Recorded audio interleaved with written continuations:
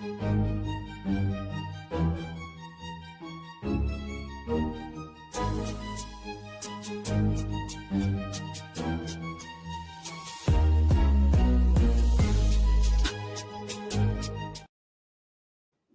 morning, good morning, good morning.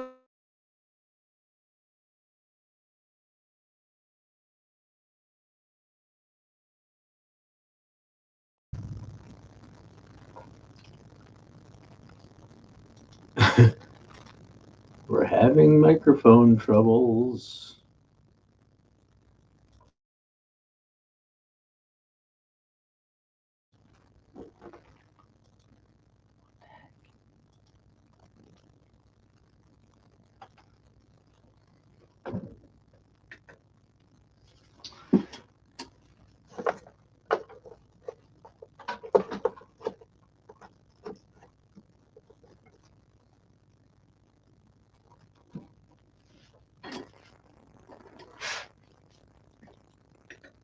This is why you test your microphone before every single episode. Can you all hear me now? I think you can. My mic is unmuted, all set to go. Good morning, good morning, good morning. Thanks, Sully. I appreciate you. I'm about to sneeze too. Wow, this is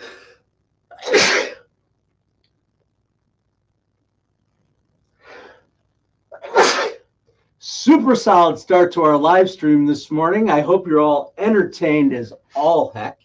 Have you ever noticed how quickly we create entire stories about people we barely know? Someone walks into a room looking confident. We decide they're arrogant. Someone stays quiet during a meeting and we decide they have nothing to contribute. And someone does not return a message right away. Oh, I know this one. We decide they are upset with us. Within about 3 seconds of a meeting another human being, most of us have already written the first few chapters of their biography. And the uncomfortable truth is we're frequently wrong. My grandmother, who you met yesterday, taught me an unforgettable lesson about that, not because she understood someone perfectly, but because she got the story completely wrong. And you're going to hear that story today as we do it through the remarkable life of my grandmother, Danda. Yesterday's episode inspired me to keep going with that, some of her stories, because Dexter wasn't the only one. Dexter wasn't the only story. For those who heard the Dexter story yesterday, he wasn't the only one. Welcome in, Sully, Jess. I appreciate you. Anybody else who's out there, come on in, say hello in the chat. Don't forget to subscribe to the channel. Join me every weekday morning, 7:30 a.m. Eastern, right here on Kindness Rising. Absolutely. Yep. And yesterday we learned the first part of Danda's way: notice and then reach first.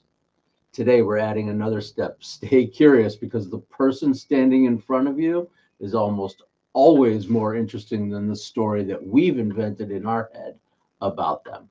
So let's get started. What's up, everybody? Good morning, good morning. Welcome to Kindness Rising. Subscribe to the channel. Say hello in the chat. We're keeping it going with our day, just like we do every day. We're going to have a Who in the World contest or game. I'll give you 3 clues throughout the episode. You'll guess who in the world we're talking about. We're going to do a Wait That Happened, a historical event from today. I'm going to give you a little bit of insight on team building and our subject matter and how it connects to that. And as always, we will wrap it up with a little bit of connection to the boys in the band, the Grateful Dead. So here we go. Here's our day. The music makes all the difference, Matt. That's what they tell me. All right, there it is. Little background. I hope everybody's having a wonderful morning where we give you more high fives for humanity right here on Kindness Rising. And every relationship begins with 2 stories. 2 stories. The one we create in our mind and the one that's actually true. We look at someone's clothes, their job title, the expression on their face, their accent, their politics. Shall I continue? And then our brains start filling in all that missing information. We just tell ourselves we're being observant, but we're actually just guessing with confidence. Because curiosity begins when we're humble enough to say, maybe I don't know the whole story. That sentence can change an entire relationship, a workplace, a family, a community. Because assumptions, they create distance. But curiosity creates a doorway. And sometimes kindness is simply being willing to walk through it. That's today's Kindness Spark. Good morning, Roseanne. I'm glad you're here. Welcome in this morning, Mother Roseanne Roof, showing up every single day. I love that you're here. I'm part of this community, Mom. All right, let's get to our first who in the world. It's a fun one today, a fun yet a little bit sad kind of story, but that maybe is a clue. All right, so let's add our first clue to the stage here. 3 clues throughout today's episode to see if you can guess who in the world we are talking about. Come on, buddy. There it is. This person, they really struggled academically as a child and were often described as quiet and withdrawn, unless he was performing. Certainly his performances are not quiet and withdrawn. That's the irony there. All right, your first clue, a person who studied struggled academically and was quiet unless they were performing. Okay. Let's do our wait, that happened today. Wait, that happened today? Yep, July 21st. The year was 1955, 1955. President Dwight D. Eisenhower introduced an idea, one that sounded almost impossible. You have to remember, this is the Cold War, 10 years after World War II, and it became known as the Open Skies Proposal. Do we know the Open Skies Proposal? I remember a little bit about it, but I learned more about it as I was preparing for today. The U.S. and the Soviet Union were locked in fear and suspicion. Each side imagined what the other might be building, hiding, or preparing to do. And because neither side could clearly see the truth, fear filled in the missing information. So Eisenhower proposed something radical. The two nations would actually exchange maps of their military installations and allow aerial surveillance flights over one another's territories. In other words, you don't have to guess what we are hiding. We'll let you see. The Soviet Union rejected the proposal, but the idea was still important. Eisenhower understood that secrecy creates suspicion. And when we cannot see clearly, our minds begin inventing stories. We do the same thing with people. Someone becomes quiet and we assume they're angry. Someone seems distant and we decide they don't care. And someone looks confident and we imagine they got no problems, no struggles. We fill in those empty spaces with our conclusions. But trust grows when someone becomes willing to open the skies and say, you don't have to guess. Let me show you what's really here, what's really inside here. Sometimes fearless connection begins with curiosity. Sometimes it begins with transparency, and sometimes it begins when one person becomes brave enough to be seen. And yes, that happened today. Dwight D. Eisenhower's Open Skies Proposal. Interesting little historical tidbit. I'm glad that you have all, excuse me while I itch my nose too, because itches happen even when you're live. I'm so glad that everyone has joined me here on Kindness Rising this morning as we get the day started on Mornings in the Lab Network, right here on Kindness Rising. Then we'll get on over to Mornings in the Lab with Keith, John, and friends. They've got their special guest, Brianna Bass, over there today talking about relationships and adult issues. And then at 10 o'clock, Let's Talk Supply Chain. And I'll tell you what, I started watching Let's Talk Supply Chain. I'm like, supply chain? Why would I be interested in supply chain? Fascinating conversations with really interesting, internationally renowned guests in their subject area. If you want to know how we get our stuff and how it gets here and the struggles to make it happen and what's going on in the world in a larger context, but with real stories from the people who are living it, that's what Let's Talk Supply Chain is. Interesting. Check out Sarah Barnes Humphrey and Let's Talk Supply Chain today at 10 o'clock. but not until we have one more little story. I'm actually going to switch up for those of you who come every day, you know, I kind of have a rhythm, but I'm switching it up today. I'm going to jump ahead. I'm going to do the stories our brains create research first, and then we'll get to another clue. Here's the thing. Our brains are constantly trying to make up sense of incomplete information. Few details we notice, and immediately we start making those explanations, those stories. Someone looks away while we are speaking, and we assume they're bored. Someone gives a short answer, we assume they're angry. Someone disagrees with our idea, and we assume they don't respect us. The brain does this quickly because uncertainty can feel uncomfortable or threatening. Now, a complete story feels safer than unanswered questions. Even when the story is wrong, research sometimes describe this as a ladder of inference. That's our big term for the day, ladder of inference. We observe something, we select a few details, we attach meaning to them, make assumptions and draw conclusions, and we act as if that conclusion is a fact. All of it happens within seconds. The problem isn't that we make the assumptions, everybody does. The problems begin when we forget that an assumption is only an assumption. But fearless connection, that requires us to climb back down that ladder. What did I actually observe? What meaning did I add? What else could be true? What question could I ask? That's where curiosity becomes more than politeness. It becomes a discipline on the ladder of inference. And that's today's research moment. Okay, back to our clues. Yes, the IMC. You got it, buddy. Sully, I appreciate you. You do have that historical. You have a degree in history. I know you have a lot of historical knowledge. I know that. I forget. But I appreciate your comments and the context that you often give, Sully. Thanks for being here every day. Who in the world? Clue number one. Our dude struggled academically as a child and was often described as quiet and withdrawn unless he was performing. The irony.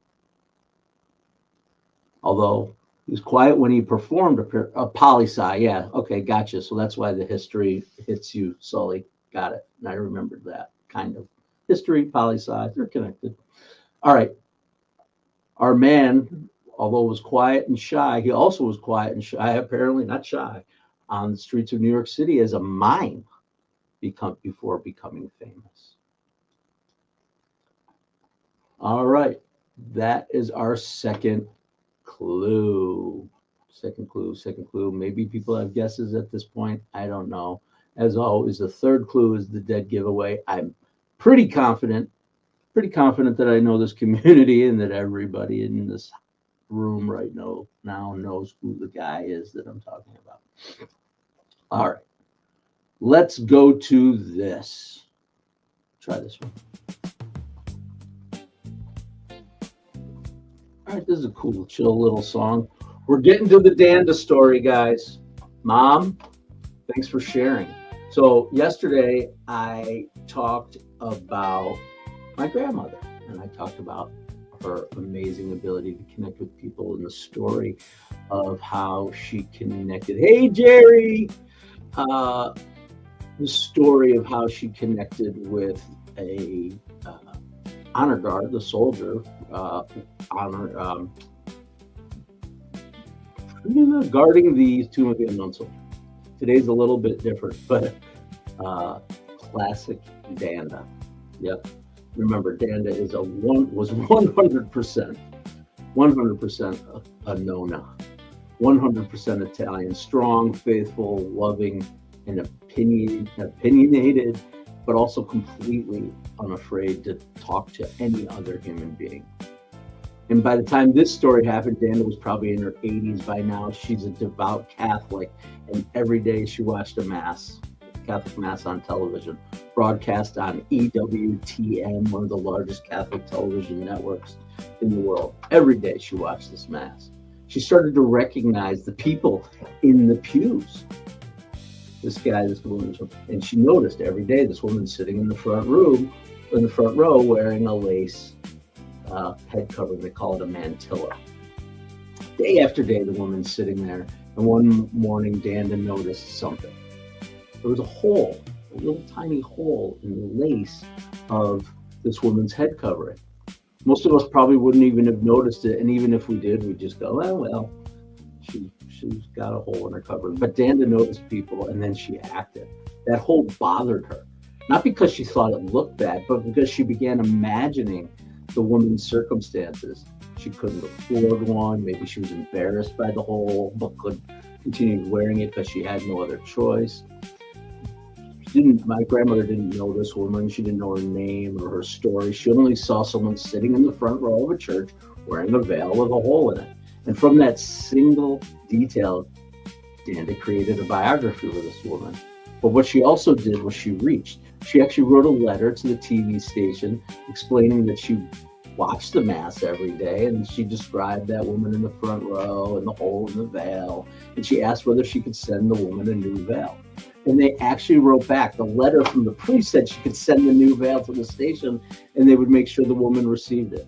So my grandmother, being my grandmother, probably went down to the Globe store in Scranton or wherever the store was that she bought her things, and bought a mantilla and boxed it up beautifully, I'm sure, and sent it off.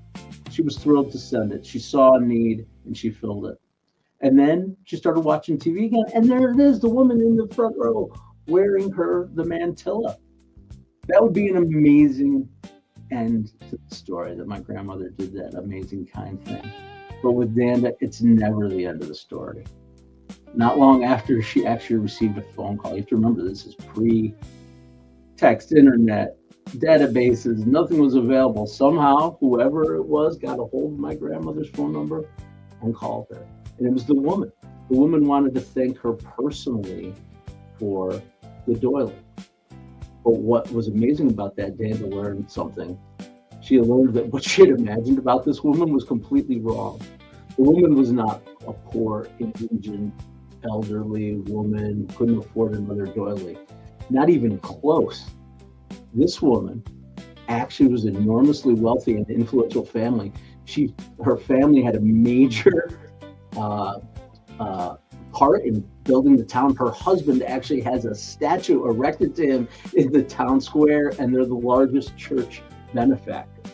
This woman could have purchased 1 million lace toilets, or veils, whatever you call it. She didn't need my grandmother's charity, but apparently she did receive Danda's kindness. And instead of allowing that misunderstanding to become awkward or embarrassing, the woman did something extraordinary.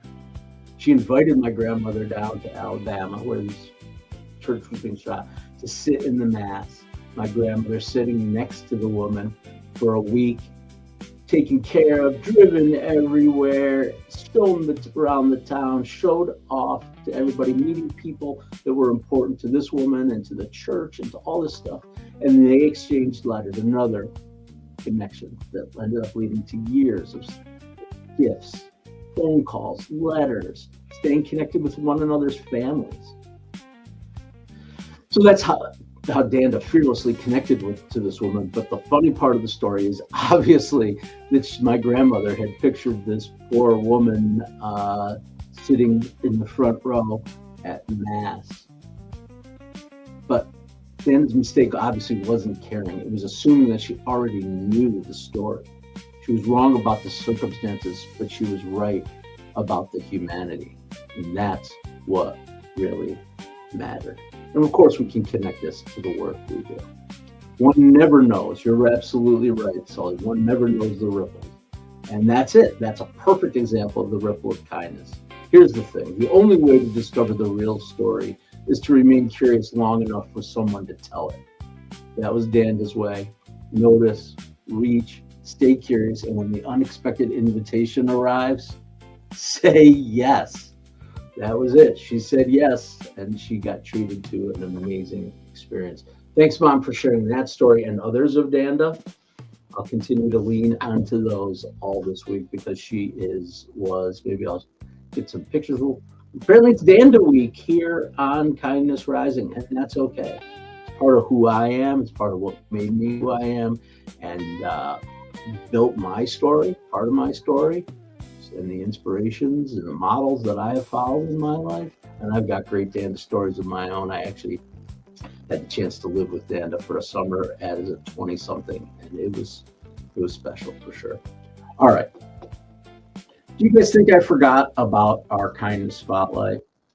I never forget about the spotlight. We're going to do a quick spotlight, then we'll get to our last clue, and we'll see where we go from there. All right.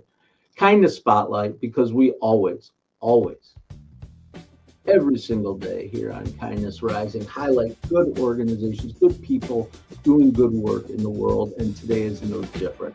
I didn't put the site up, but an organization we talked about before, and it just makes sense for today's topic: Letters Against Isolation. The organization began with a simple idea: you write a friendly handwritten letter to an older adult who might be feeling isolated.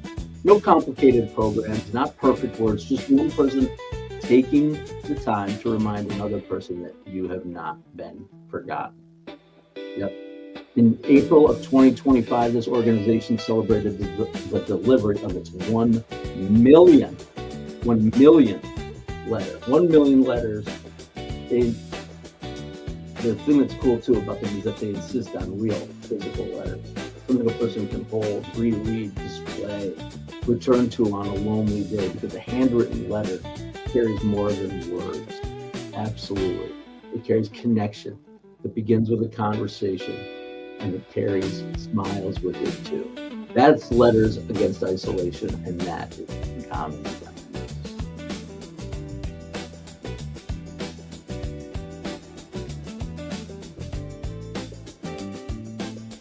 Jess wants the website link. I do actually have it. Let me get it for you because I care. Couldn't be possibly easier. It's lettersagaistisolation.com. Ding. There it is. Our producer was on the spot with that one. All right. Let's get back to our third clue, and then we'll do, I don't even know what I've got left here. A few little things, a few little tricks up my sleeve. All right. Jump to the music. Review of clues. For those who haven't joined us, 3 clues throughout today's episode to guess who in the world we are talking about. Clue number 1, this person struggled academically as a child and was described as quiet and withdrawn and less performing. They were also quiet during their mime performances in New York City before becoming famous. And here's the one, the clincher, the one that should seal the deal for just about everybody out there. His breakthrough television role was an alien who tried to understand human behavior. Anybody in Gen X out there remember an alien who came down from a planet and tried to understand human behavior? That's our who in the world, and I won't do the reveal just yet because, I mean, why would I reveal it just yet? Let's do our kindness compass. All right, every day we try to move from thoughts to action. A little bit of action on this one, on not inventing stories for other people. Replace one assumption with one question. Think about someone you've already formed an opinion about. Maybe it's me. Ask me a question. That's fine. A coworker, a family member, a neighbor, someone online, someone in the chat, a friend in the chat. But perhaps there's more to the story. Maybe you have an opinion. Maybe, and that opinion might be correct, but there probably is more to the story. What did I actually observe about a person? What meaning did I add, and what else might be true? Those are questions you want to ask yourself. You don't have to interrogate everyone. You don't even have to force vulnerability, right? That's not what we want, forced vulnerability. We simply have to leave enough space for the interpretation to be wrong, to notice, to reach, to stay curious. This connection doesn't begin when we completely understand another person. It begins when we become interested enough to at least try. Nanoon. Did he have a hand symbol too? I'll dump the music here. Yep, Robin Williams. Robin Williams is the answer. Nanu. Nanu. All right, I'm sorry. I'm trying to get to my little. See, I told you I was going to mix things up, and I got myself mixed up. That's what happens when we try to mix things up. All right. Yep. Okay. Let's see what's happening in the comments. So we've got Robin Williams. We've got Mork. Nanu. Nanu. Robin Williams. Mork. Mork of pork.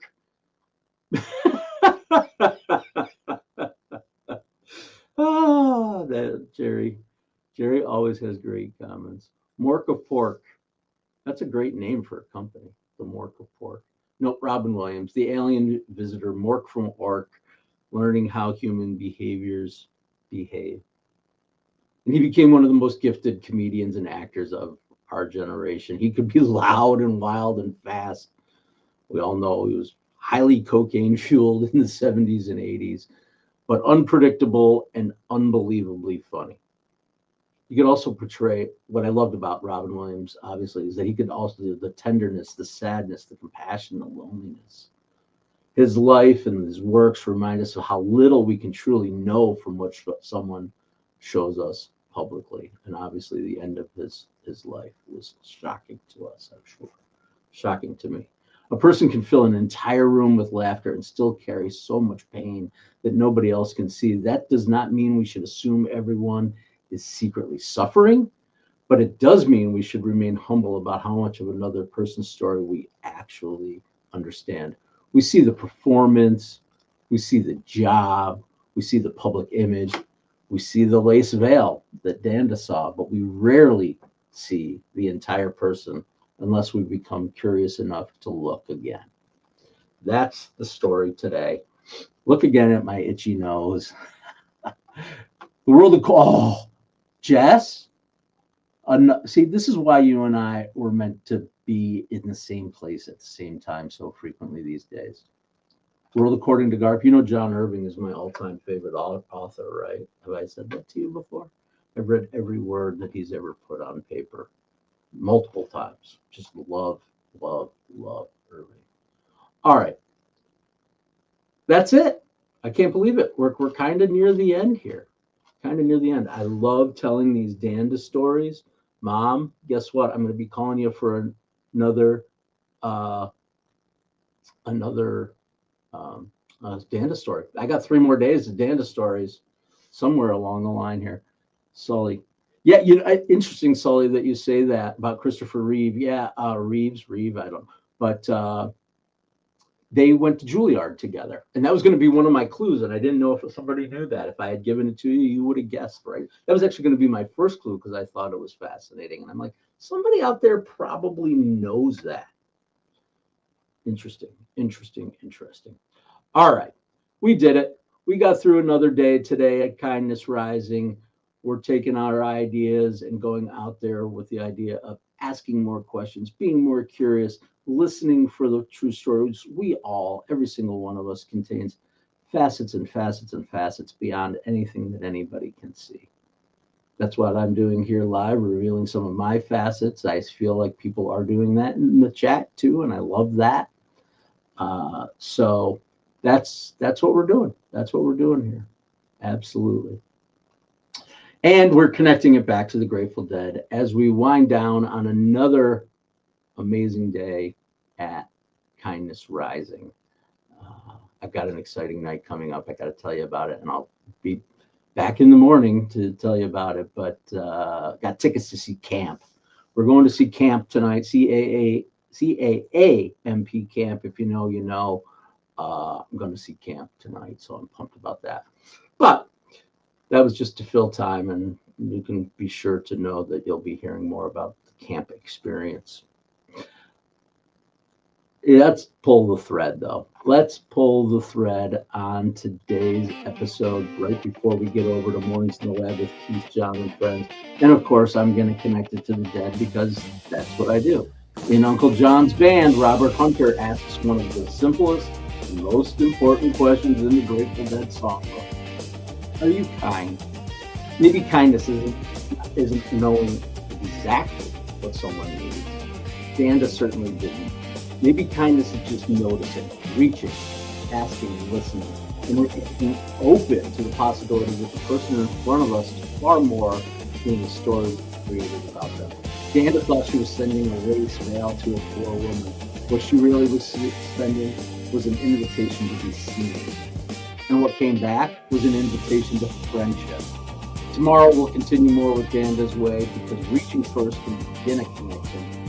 Curiosity can deepen it, but relationships only become meaningful when someone decides to keep showing. That's it. That's Kindness Rising for today. Until tomorrow, stay uncommon.